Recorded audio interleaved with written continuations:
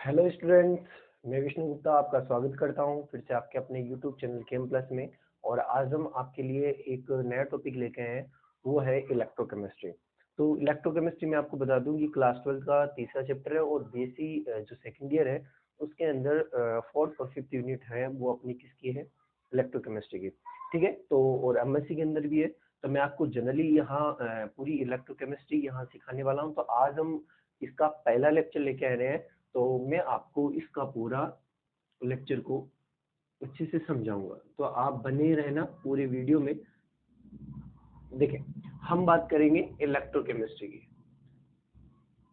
और सबसे वैसे देखा जाए तो सबसे सिंपल चैप्टर है, लेकिन बच्चों को ये बहुत डिफिकल्ट लगता है क्योंकि इसमें बहुत से कंसेप्ट होते हैं वो उनको समझ में नहीं आते।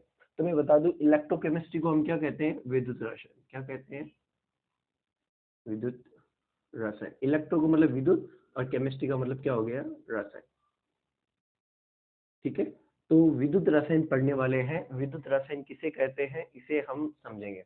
तो देखो, हम क्या कहते हैं, ये फिजिकल केमिस्ट्री की वह ब्रांच है जिसमें इलेक्ट्रिकल एनर्जी को केमिकल एनर्जी में और केमिकल एनर्जी को इलेक्ट्रिकल एनर्जी में क्या किया जाता है, चेंज किया जाता है। मतलब हम कहेंगे विज्ञान की वह शाखा जिसके अंतर्गत विद्युत ऊर्जा और रासायनिक ऊर्जा एक दूसरे में क्या की जाती है, रूपांतरित की जाती है, उसे हम क्या कहते हैं, इलेक्ट्रोकेमिस्ट्री। ठीक है, तो ये हम पढ़ चुके हैं इलेक्ट्रोकेमिस्ट्री क्या है। तो इसको और संक्षिप्त भाषा में हम कैसे याद रखें, तो देखो मैं आपको और सरल तरीके से बता रहा हूँ कि इसको कैसे याद कर सकते हो। ठीक है, हम कहते हैं, यहाँ पे मैं लिख रहा हूँ इलेक्ट्रिकल एनर्जी जिसको आप विद्युत ऊर्जा कहते हैं, और एक मैं लिख रहा हूँ यहाँ पे केमिकल एनर्जी।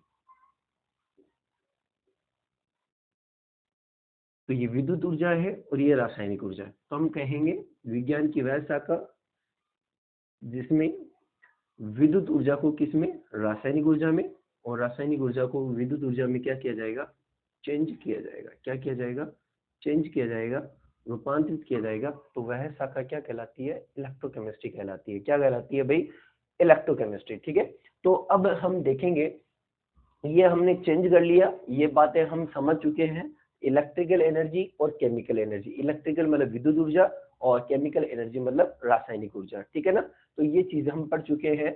अब हम देख, जैसे मैं आपको बता दूं कि जैसे हम कहते हैं जो सेल होते हैं, सेल जैसे घड़ी अपने वॉच वगैरह में डलते हैं जो सेल, उसमें क्या होता है कि हम कहते हैं केमिकल होता है, और केमिकल से उसको क्या मिलता है, इलेक्ट्रिकल एनर्जी बनती है। जैसे अपने घरों में बैटरियां वगैरह लगी हुई होती है, तो बैटरियों में क्या होती है, रासायनिक ऊर्जा किसमें, विद्युत ऊर्जा पहले रासायनिक ऊर्जा में स्टोर होती है, फिर रासायनिक ऊर्जा किसमें, विद्युत ऊर्जा के रूप में चेंज होती है, जैसे इन्वर्टर वगैरह। ठीक है ना, तो अब हम बात उन सभी चीजों का अध्ययन करेंगे, लेकिन हम आज बेसिक अपना जो स्टार्ट कर रहे हैं इलेक्ट्रोकेमिस्ट्री का, तो वो मैं समझा रहा हूँ। तो देखिए, हम कहते हैं जो इलेक्ट्रिकल एनर्जी और केमिकल एनर्जी दोनों को हम कहते हैं इंटरचेंज करते हैं। तो चेंज करने के लिए जो डिवाइस काम में ली जाती है, जो क्या ली जाती है, डिवाइस काम में ली जाती है, जो उपकरण काम में लिया जाता है, उस डिवाइस को हम क्या कहते हैं, सेल कहते हैं। बेटा क्या कहते हैं, सेल कहते हैं। मतलब इलेक्ट्रिकल एनर्जी और केमिकल एनर्जी को, इलेक्ट्रिकल एनर्जी को केमिकल में और केमिकल को इलेक्ट्रिकल एनर्जी में चेंज करने के लिए जो डिवाइस काम में ली जाती है, जो उपकरण काम में लिया जाता है, उसको हम क्या कहते हैं, सेल कहते हैं। बेटा क्या कहते हैं, सेल। हम सेल समझ चुके, सेल किसे कहते हैं, जो इनको क्या करेगा, एक दूसरे में चेंज करेगा, उसको हम क्या कहेंगे, सेल। तो सेल कितने प्रकार के होते हैं, हम कहते हैं सेल होते हैं बेटा दो प्रकार के। कितने प्रकार के होते हैं, दो प्रकार के। तो देखिए, बहुत सिंपल भाषा में हम समझने वाले हैं इलेक्ट्रोकेमिस्ट्री को, तो इसलिए आप ध्यान से समझना। अगर बेसिक छूट गए तो ये मान के चलना कि आगे के लेक्चर आपको समझ में आने मुश्किल होंगे। तो देखिए, सेल कितने प्रकार के, दो प्रकार के। एक सेल होता है इलेक्ट्रोलाइटिक सेल, विद्युत अपघटनीय सेल कहते हैं जिसको हम क्या कहते हैं, विद्युत अपघटनीय सेल। और दूसरा होता है गैल्वेनिक सेल। क्या होता है, गैल्वेनिक सेल। तो मैंने आपको बताया सेल कितने प्रकार के, दो प्रकार के, इलेक्ट्रोलाइटिक और दूसरा है गैल्वेनिक। तो इलेक्ट्रोलाइटिक सेल किसे कहेंगे, तो हम कहेंगे इलेक्ट्रोलाइटिक सेल वो होते हैं जो इलेक्ट्रिकल एनर्जी को किस में चेंज करते हैं, केमिकल एनर्जी में क्या करते हैं, चेंज करते हैं। तो हम कहेंगे वे सेल जो इलेक्ट्रिकल एनर्जी को, विद्युत ऊर्जा को किस में चेंज करेंगे, विद्युत ऊर्जा को रासायनिक ऊर्जा में मतलब केमिकल एनर्जी में क्या करेंगे, चेंज करेंगे। ठीक है, तो हम कहेंगे विद्युत ऊर्जा को रासायनिक ऊर्जा में चेंज करने वाले सेल को हम क्या कहते हैं बेटा, इलेक्ट्रोलाइटिक सेल। कौन सा सेल कहते हैं, इलेक्ट्रोलाइटिक सेल। ये कहानी आपको इलेक्ट्रोलाइटिक की समझ में आ चुकी। अब बात करते हैं गैल्वेनिक सेल। तो देखो गैल्वेनिक सेल क्या होता है, हम कहते हैं वो सेल जो केमिकल एनर्जी को, कौन सी एनर्जी को बेटा, केमिकल एनर्जी को किसमें चेंज करेगा, इलेक्ट्रिकल एनर्जी में चेंज करेगा। मतलब रासायनिक ऊर्जा को हम कहेंगे विद्युत ऊर्जा में क्या करेगा, चेंज करेगा। एनर्जी में क्या करेगा, चेंज करेगा। तो उस सेल को हम क्या कह देंगे बेटा, गैल्वेनिक सेल। कौन सा सेल कह देंगे, गैल्वेनिक सेल। तो मेरे हिसाब से आपको दोनों चीजें समझ में आ गई होगी। मैंने शॉर्ट तरीके से आपको एकदम सिंपल तरीके से बताया है कैसे विद्युत ऊर्जा क्या है, हम कहेंगे विज्ञान की वह शाखा, जिसके भौतिक विज्ञान की वह शाखा जिसमें विद्युत ऊर्जा को रासायनिक ऊर्जा में, रासायनिक ऊर्जा को विद्युत ऊर्जा में क्या किया जाता है, चेंज किया जाता है, परिवर्तित किया जाता है। तो विज्ञान की वह शाखा क्या कहलाती है, विद्युत रसायन कहलाती है। और हम कहते हैं जो विद्युत ऊर्जा को रासायनिक में और रासायनिक को विद्युत ऊर्जा में चेंज करने के लिए जो उपकरण काम में लेते हैं, जो डिवाइस काम में लेते हैं, उसे हम क्या कहते हैं, सेल कहते हैं। क्या कहते हैं, सेल। और सेल कितने प्रकार के होते हैं, दो प्रकार के, इलेक्ट्रोलाइटिक सेल और दूसरा कौन सा होता है, गैल्वेनिक। इलेक्ट्रोलाइटिक को हम क्या बोलते हैं, विद्युत अपघटनीय सेल, और इसको गैल्वेनिक सेल या वोल्टाइक सेल भी हम इसे कहते हैं, गैल्वेनिक सेल को। ठीक है, तो हम कहते हैं इलेक्ट्रोलाइटिक सेल क्या है, हम कहेंगे वह सेल जो विद्युत ऊर्जा को रासायनिक ऊर्जा में परिवर्तित करता है, उसे हम क्या कहते हैं, इलेक्ट्रोलाइटिक सेल। और हम कहेंगे दूसरा गैल्वेनिक सेल क्या होगा, हम कहेंगे वह सेल जो केमिकल एनर्जी को किस में चेंज करेगा, इलेक्ट्रिकल एनर्जी में चेंज करेगा, वह सेल क्या होगा, अपना गैल्वेनिक सेल होगा। तो यहाँ तक बात मेरे हिसाब से आपको समझ में आ जानी चाहिए। फिर और एक बार आप क्या कर लीजिए, इसका स्क्रीनशॉट फटाफट ले लीजिए। तो देखें अब ये बात हो चुकी, तो अब हम कुछ इसकी बेसिक बातें और करते हैं। इसके अंदर हमें ये इलेक्ट्रोलाइटिक सेल पढ़ना है, गैल्वेनिक सेल पढ़ना है, तो हमें कुछ टर्मिनोलॉजी पहले से पता होनी चाहिए। उन टर्मिनोलॉजी का हम क्या करते हैं, अध्ययन करते हैं। ठीक है ना।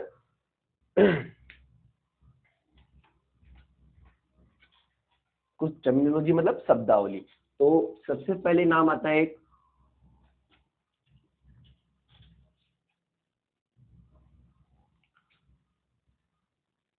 चलो हम बात करते हैं, एक नाम आएगा इलेक्ट्रोलाइट्स। क्या नाम आएगा सबसे पहले, इलेक्ट्रोलाइट, जिसको हम विद्युत अपघट्य बोलते हैं। क्या कहते हैं, विद्युत अपघट्य। तो विद्युत अपघट्य क्या होते हैं, देखो जो शब्दावली काम में आने वाली है, जो टर्मिनोलॉजी काम में आने वाली है, टर्मिनोलॉजी जो काम में आने वाली है, उसको मैं क्या करने लग रहा हूं, आपके सामने समझाने जा रहा हूं।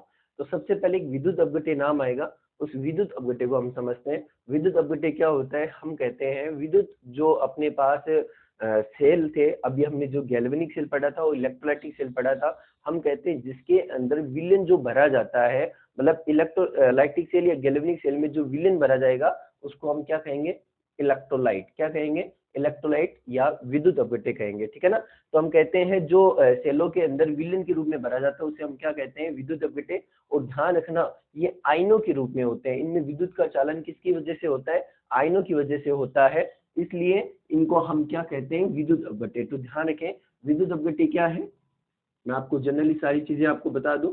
विद्युत अपघट्य में चालकता, विद्युत अपघट्य के द्वारा हम क्या कहते हैं, विद्युत अपघट्य चालकता प्रदर्शित करते हैं, किसके द्वारा, आयनों के द्वारा। तो मैं यहाँ लिख देता हूँ, चालकता किसकी वजह से उत्पन्न होगी, चालकता भी मैं बताऊंगा चालकता किसे कहेंगे, अभी हम देखेंगे। मतलब करंट का जो फ्लो है वो किसकी वजह से होगा, हम कहेंगे इसमें आयनों की वजह से होगा। किसकी वजह से होगा, आयनों के कारण।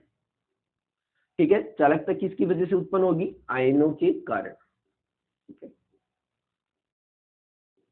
आयनों के कारण इनमें क्या होती है, चालकता उत्पन्न होती है। ठीक है, और इसमें आयन होते हैं वो एक स्थान से दूसरे स्थान पे क्या करते हैं, मूव करते हैं, या मैं कह दूं फ्लो करते हैं, जिसकी वजह से करंट का एक स्थान से दूसरे स्थान पे क्या होता है, प्रवाह होता है। ठीक है ना। तो मैं क्या कह सकता हूँ, करंट का जो फ्लो है, करंट का जो फ्लो है वो किस वजह से, हमने ये वैसे लिख दिया चालकता के कारण, चालकता किसकी वजह से होती है, आयनों के कारण। और मैं कह सकता हूँ जो करंट का फ्लो है वो किसकी वजह से होता है, आयनों के फ्लो के कारण, आयनों के किसके फ्लो के कारण, मतलब आयन के एक जगह से दूसरी जगह पर जाने के कारण हम कहते हैं करंट का क्या होगा, फ्लो होगा, विद्युत का क्या होगा, प्रवाह होगा। ठीक है ना। तो ये चीज मैंने आपको कही। अब विद्युत अपघट्य हम कहते हैं, सर विद्युत अपघट्य तो हमने पढ़ लिया है कि जो सेलों के अंदर विलयन के रूप में भरा जाता है उसे हम क्या कहते हैं, विद्युत अपघट्य। ठीक है, ये बात तो क्लियर है। और हम कहते हैं विद्युत अपघट्य होते हैं वो चालकता प्रदर्शित करते हैं, क्या प्रदर्शित करते हैं, चालकता, मतलब करंट प्रोड्यूस करते हैं, करंट प्रोड्यूस होता है उनमें। हम कहते हैं वो करंट किसके कारण होता है, वो आयनों के फ्लो के कारण होता है। किसकी वजह से, आयनों के फ्लो के कारण होता है। ये बात हम समझ चुके। अब हम देखते हैं इलेक्ट्रोलाइट के प्रकार क्या है, इलेक्ट्रोलाइट के प्रकार क्या है। तो देखो टाइप्स हम देख रहे हैं। हम कहते हैं इलेक्ट्रोलाइट दो प्रकार के होते हैं। कितने प्रकार के होते हैं बेटा, दो प्रकार के। एक इलेक्ट्रोलाइट होता है स्ट्रॉन्ग इलेक्ट्रोलाइट, एक क्या होता है वीक इलेक्ट्रोलाइट। एक हमारे पास क्या होता है वीक इलेक्ट्रोलाइट। इसको बोला जाता है प्रबल विद्युत अपघट्य, इसको बोला जाता है दुर्बल विद्युत अपघट्य। क्या बोला जाता है, दुर्बल विद्युत अपघट्य। स्ट्रॉन्ग इलेक्ट्रोलाइट का अर्थ क्या है, हम कहेंगे ऐसे इलेक्ट्रोलाइट जिन्हें पानी में डालने पर, या मैं कह दूं जल में डालने पर 100% आयनित हो जाते हैं, उन्हें हम क्या कहते हैं, स्ट्रॉन्ग इलेक्ट्रोलाइट कहेंगे। ठीक है ना। जो हम कहेंगे 100% क्या हो जाते हैं, आयनाइज्ड हो जाते हैं, 100% क्या हो जाते हैं, आयनाइज्ड हो जाएंगे, आयनाइज्ड हो जाएंगे, उसे हम क्या कहेंगे, स्ट्रॉन्ग इलेक्ट्रोलाइट। समझ गए होंगे। ऐसे विद्युत मतलब ऐसे पदार्थ जिन्हें हम जैसे जल में डालेंगे वो पूरे के पूरे क्या हो जाएंगे, आयनों के रूप में टूट जाएंगे। एक भी ऐसा आयन नहीं बचेगा, मतलब ऐसा कोई भी पार्टिकल नहीं बचेंगे जो आपस में कंबाइन रहेंगे। मतलब आप ये कह सकते हो कि वो पदार्थ पूरा का पूरा 100% क्या हो जाएगा, डिसोसिएट हो जाएगा। ठीक है। तो इसमें हम कहते हैं 100% क्या हो जाता है, आयनाइज्ड हो जाता है। तो ऐसे इलेक्ट्रोलाइट क्या कहलाते हैं, स्ट्रॉन्ग इलेक्ट्रोलाइट। और वीक इलेक्ट्रोलाइट क्या होते हैं, हम कहते हैं ऐसे इलेक्ट्रोलाइट जो 100% आयनाइज्ड, 100% आयनाइज्ड नहीं होते। हम कहते हैं 100% आयनाइज्ड नहीं होते, 100% आयनाइज्ड नहीं होंगे तो वो क्या होंगे, वीक इलेक्ट्रोलाइट। मतलब ऐसे विद्युत अपघट्य जिनमें हम क्या कहते हैं, जिन्हें हम क्या करेंगे, पानी में डालेंगे तो वो कंप्लीटली डिसोसिएट नहीं होंगे, कंप्लीटली पूरे टूटेंगे नहीं, इलेक्ट्रिसिटी का फ्लो होने के बाद भी। तो हम कहेंगे वो क्या कहलाएंगे, वीक इलेक्ट्रोलाइट। ठीक है। तो हम कहेंगे स्ट्रॉन्ग इलेक्ट्रोलाइट के एग्जांपल कौन कौन से हैं, स्ट्रॉन्ग इलेक्ट्रोलाइट के हम कहते हैं स्ट्रॉन्ग जो एसिड होते हैं, क्या होते हैं, स्ट्रॉन्ग एसिड। मेरे हिसाब से यहाँ आपको शायद दिख रहा होगा, एक बार देख लेता हूँ। दिख रहा है भाई। तो देखो स्ट्रॉन्ग इलेक्ट्रोलाइट के एग्जांपल कौन कौन से हैं। तो हम कहेंगे स्ट्रॉन्ग एसिड, स्ट्रॉन्ग एसिड कौन कौन से होते हैं बेटा, HCl, HNO3, H2SO4। जो प्रबल अम्ल होते हैं वो स्ट्रॉन्ग इलेक्ट्रोलाइट होते हैं। साथ साथ में हम कहते हैं स्ट्रॉन्ग बेस, कौन से, स्ट्रॉन्ग बेस। ये भी क्या होते हैं, स्ट्रॉन्ग इलेक्ट्रोलाइट होते हैं, मतलब जल में डालने पर कंप्लीटली डिसोसिएट होंगे, जैसे NaOH, KOH। ठीक है, मोस्टली हम यही ले रहे हैं। ठीक है। और क्या ले सकते हैं स्ट्रॉन्ग इलेक्ट्रोलाइट के रूप में, आपको मैं बता दूं, क्योंकि स्ट्रॉन्ग इलेक्ट्रोलाइट के अंदर हम कहते हैं दुर्बल अम्ल के जो लवण होते हैं, दुर्बल अम्ल या आपके पास कह सकते हैं दुर्बल क्षार के जो लवण होते हैं वो क्या होते हैं, प्रबल इलेक्ट्रोलाइट कहलाते हैं। ठीक है ना। तो इसको हम और एग्जाम्पल के रूप में लिखे हैं, जैसे एक बार चेक करता हूँ मैं, यहाँ उसके नीचे भी, हाँ ठीक है दिख जाएगा। तो हम कहते हैं जो सोल्ट होते हैं, क्या होते हैं, सोल्ट होते हैं, सोल्ट होते हैं, वो भी सारे के सारे क्या होंगे, स्ट्रॉन्ग इलेक्ट्रोलाइट। ध्यान रखना मैं सोल्ट बोल रहा हूँ, क्या बोल रहा हूँ, सोल्ट बोल रहा हूँ, लवण बोल रहा हूँ, वो सारे के सारे क्या होते हैं, स्ट्रॉन्ग इलेक्ट्रोलाइट। जैसे NaCl, KCl, AgCl, ठीक है, NH4Cl। तो ये सारे के सारे आप ये कह सकते हो ये क्या होंगे अपने पास स्ट्रॉन्ग इलेक्ट्रोलाइट होंगे। और एक वो लिख सकते हैं, जैसे ये अपना दुर्बल अम्ल है CH3COOH, और इसका लवण तो हमारे पास हो जाएगा सोडियम एसीटेट। तो ये सारे एग्जाम्पल क्या हो जाएंगे, हमारे स्ट्रॉन्ग इलेक्ट्रोलाइट के हो जाएंगे। अब बात करते हैं वीक इलेक्ट्रोलाइट की, मतलब ऐसे इलेक्ट्रोलाइट जो 100% आयनाइज्ड नहीं होते उन्हें हम क्या कहते हैं, वीक इलेक्ट्रोलाइट, ठीक है ना। तो इसके एग्जाम्पल कौन कौन से हो जाएंगे, हम कहेंगे वीक, चलो मैं यहाँ लिख देता हूँ इसके एग्जाम्पल, ठीक है, एग्जाम्पल लिख रहा हूँ। तो इसके हम कहेंगे वीक एसिड, वीक एसिड होंगे वो सारे के सारे क्या होंगे, वीक इलेक्ट्रोलाइट। जैसे हम कहते हैं अपने पास वीक एसिड होता है CH3COOH, मुख्यतः हम यही लेते हैं वीक एसिड के रूप में। और अपने पास जैसे HCN है, वो भी एक वीक इलेक्ट्रोलाइट है, और मतलब वीक एसिड है। फिर और क्या लिख सकते हैं हम, ये तो अपने वीक एसिड के अंदर लिख लिया। फिर हम कहते हैं वीक बेस के रूप में। वीक बेस कौन से होते हैं, हम कहते हैं जैसे कैल्शियम हाइड्रोक्साइड, मैग्नीशियम हाइड्रोक्साइड। तो ये हमारे पास कौन से हो जाएंगे, एल्यूमिनियम हाइड्रोक्साइड। तो ये हमारे पास वीक एसिड हो जाएंगे, क्या हो जाएंगे, तो ये हमारे पास वीक क्या हो गए, बेस हो गए। तो ये सारे एग्जाम्पल किस में चले जाएंगे, हमारे पास स्ट्रॉन्ग और वीक इलेक्ट्रोलाइट के अंदर। तो मैंने आपको स्ट्रॉन्ग इलेक्ट्रोलाइट किसे कहते हैं, वीक इलेक्ट्रोलाइट किसे कहते हैं, तो ये मैंने आपको बता दिया, ठीक है ना। तो ये बात आपको समझ में आ चुकी होगी, इनको हम कैसे पढ़े और इनको हम कैसे समझे। तो इलेक्ट्रोलाइट मैंने आपको क्या करवा दिया, कंप्लीटली पूरा करवा दिया। अब हम देखते हैं इलेक्ट्रोलाइटिक सेल होता क्या है, इसकी बनावट क्या है, इसको हम आज क्या करेंगे, समझेंगे। तो देखें इलेक्ट्रोलाइटिक सेल क्या है, इसे देखते हैं।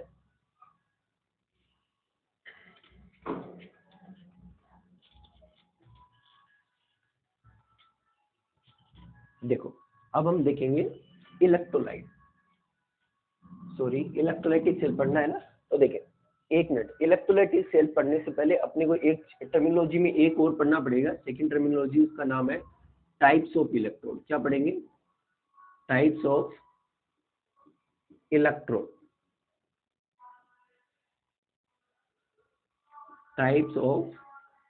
देखो हम कहेंगे जो अपने पास सेल होता है उसके अंदर इलेक्ट्रोड यूज की जाती है, क्या यूज की जाती है, इलेक्ट्रोड। तो इलेक्ट्रोड हम कहेंगे कैसी हो, कौन होगी, मतलब किस किस प्रकार की होगी, उसको हमें पढ़ना है। तो ध्यान रखना इलेक्ट्रोड क्या होती है, मतलब जिस पर हम कहते हैं इलेक्ट्रोड वो होती है जो ऑक्सीजन तथा अपचयन करवाती है, सतह प्रदान करती है, वो क्या कहलाती है, इलेक्ट्रोड कहलाती है। मतलब सेल के अंदर जो ऑक्सीजन तथा अपचयन कराने में सहायक होती है तथा उन्हें सतह प्रदान करती है, वो क्या होती है, इलेक्ट्रोड। तो इलेक्ट्रोड कितनी प्रकार की होती है, हम कहते हैं दो प्रकार की।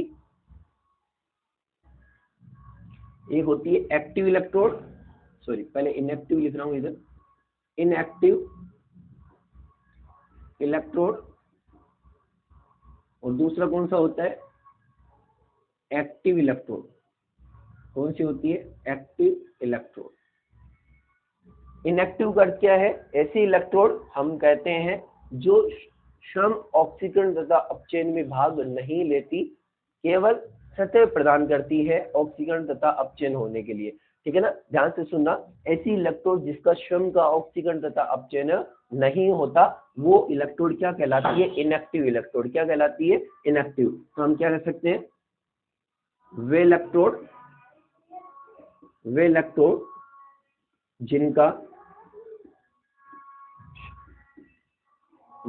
जिनका स्वयं का ऑक्सीकरण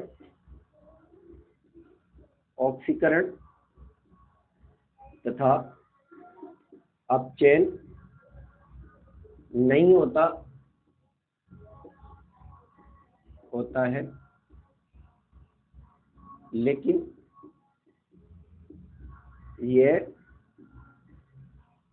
यह अभिक्रिया के लिए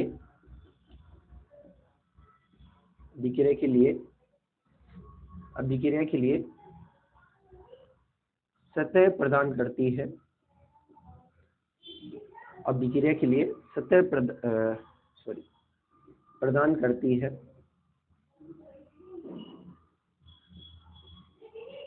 अभिक्रिया के लिए क्या प्रदान करेगी? सतह, मतलब स्वयं का ऑक्सीकरण तथा अपचयन नहीं होगा, लेकिन हम कहेंगे अभिक्रिया के लिए क्या करती है? सतह प्रदान करेगी।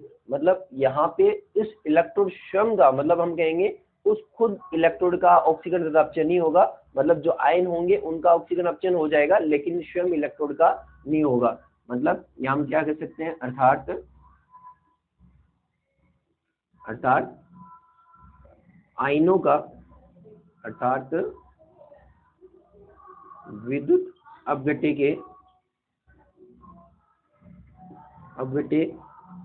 के आयनों का ऑक्सीकरण तथा अपचयन, अर्थात विद्युत अपघट्य के आयनों का ऑक्सीकरण तथा अपचयन करने में सहायता प्रदान करती है। मतलब सहायता प्रदान करेगी आयनों को ऑक्सीकरण तथा अपचयन होने के लिए, ठीक है ना। कोई आयन आएगा उसके पास, तो उसे ऑक्सीकरण तथा अपचयन होने के लिए वो क्या करेगी? सतह प्रदान कर देगी, या मैं कह दूंगा उसे सहायता प्रदान करेगी, ठीक है ना। लेकिन स्वयं ऑक्सीकरण तथा अपचयन में भाग नहीं लेगी, ठीक है ना। वे इलेक्ट्रोड जिनका स्वयं का ऑक्सीकरण तथा अपचयन नहीं होता, लेकिन यह अभिक्रिया के लिए सतह प्रदान करेगी, अर्थात विद्युत अपघट्य के आयनों का ऑक्सीकरण तथा अपचयन करने में सहायता प्रदान करती है, ठीक है ना। तो यहाँ इनएक्टिव में आप ये ऐसे लिख लेना, ऐसी इलेक्ट्रोड जो स्वयं ऑक्सीकरण तथा अपचयन में भाग लेती है, ठीक है ना। तो हम लिख देंगे वे इलेक्ट्रोड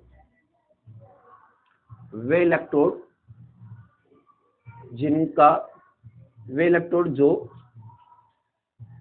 स्वयं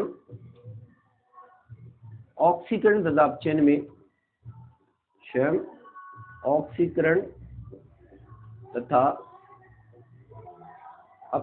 में वे इलेक्ट्रोड जो स्वयं ऑक्सीकरण तथा अपचयन में भाग लेती है, ठीक है ना। वे इलेक्ट्रोड जो स्वयं ऑक्सीकरण तथा अपचयन में क्या करेगी? भाग लेगी। मतलब इन इलेक्ट्रोडों का, एक्टिव इलेक्ट्रोडों का हम कहेंगे खुद का ऑक्सीकरण तथा अपचयन होगा, ठीक है ना। तो आयनों का तो होगा ही, आयनों का तो होगा ही, लेकिन साथ साथ में स्वयं भी ऑक्सीकरण तथा अपचयन में क्या करेगी? भाग। इनएक्टिव इलेक्ट्रोड कौन कौन सी होती है? तो मैं इनके एग्जाम्पल लिखा देता हूँ, इनके एग्जाम्पल याद रखना। मोस्ट है प्लेटिनम इलेक्ट्रोड। कौन सी इलेक्ट्रोड? Platinum electrode. साथ साथ में हम और कौन से बता सकते हैं? जो ग्रेफाइट होते हैं, ग्रेफाइट इलेक्ट्रोड, मतलब कार्बन की बनी हुई, तो ग्रेफाइट इलेक्ट्रोड भी क्या होगी? इनएक्टिव होगी। एक्टिव कौन सी होती है? हम कहेंगे जैसे एक्टिव इलेक्ट्रोड के एग्जांपल अगर देखें तो हम कहते हैं जिंक हो गया, कॉपर हो गया, हम कहते हैं आयरन हो गया, और ये अपने पास इस आयरन की लेते नहीं है, लेकिन फिर भी आप ध्यान रखना सिल्वर। तो ये सारे अपने पास कौन से होंगे? एक्टिव इलेक्ट्रोड होंगे, ठीक है ना। तो ये मैंने आपको एग्जाम्पल बता दिया, एक्टिव इलेक्ट्रोड कौन सी है, इनएक्टिव कौन से हैं। अब दो नाम आपको और थोड़े पढ़ने होंगे। एक नाम होगा ऑक्सीकरण, एक नाम आएगा एनोड और एक का नाम आएगा कैथोड। एनोड और कैथोड क्या है उसको हम समझेंगे, एक बार फटाफट स्क्रीनशॉट ले लीजिए आप। तो देखें, तीसरा हम पढ़ने जा रहे हैं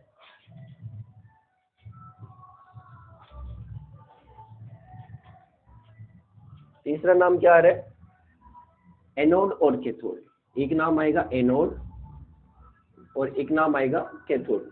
अब ये एनोड और कैथोड क्या है इसको समझना, क्योंकि बहुत से लोगों को एनोड और कैथोड की परिभाषा भी नहीं आती। तो देखो, एनोड किसे कहेंगे और एक तरफ मैं क्या लिख रहा हूं? कैथोड। हम कहेंगे एनोड वो इलेक्ट्रोड होती है, ध्यान से सुनना, एनोड उस इलेक्ट्रोड को कहेंगे जहां ऑक्सीकरण होता है। जहां क्या होता है? ऑक्सीकरण। कभी भी ये मत कह देना एनोड वह इलेक्ट्रोड होती है जिसमें प्लस चार्ज होता है, ऐसा कदापि नहीं है, कभी भी मत लिख देना बेटा, गलत होगा, ठीक है ना। तो हम क्या लिखेंगे? वे इलेक्ट्रोड जिनका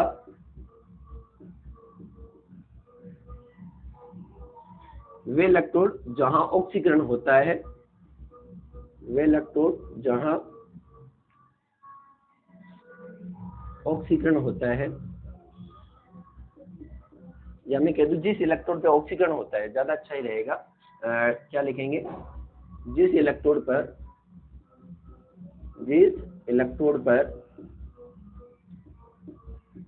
ऑक्सीकरण होता है, क्या होता है, ऑक्सीडेशन होता है, ऑक्सीकरण होता है,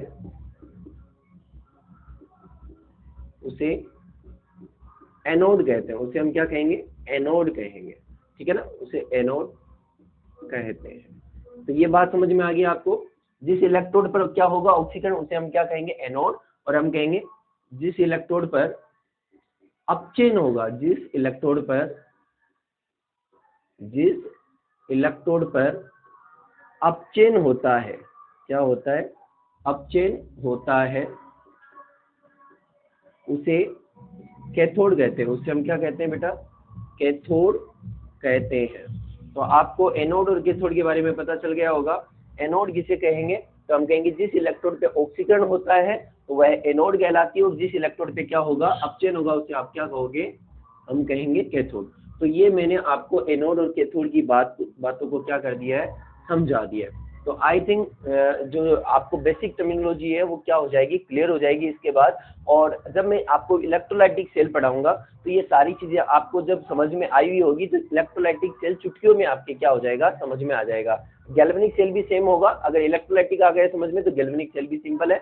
बस चीजें यही है, इलेक्ट्रोलाइट्स क्या होते हैं, इलेक्ट्रोड्स क्या होती है, तो ये चीजें आपको पता होनी चाहिए। Thank you so much.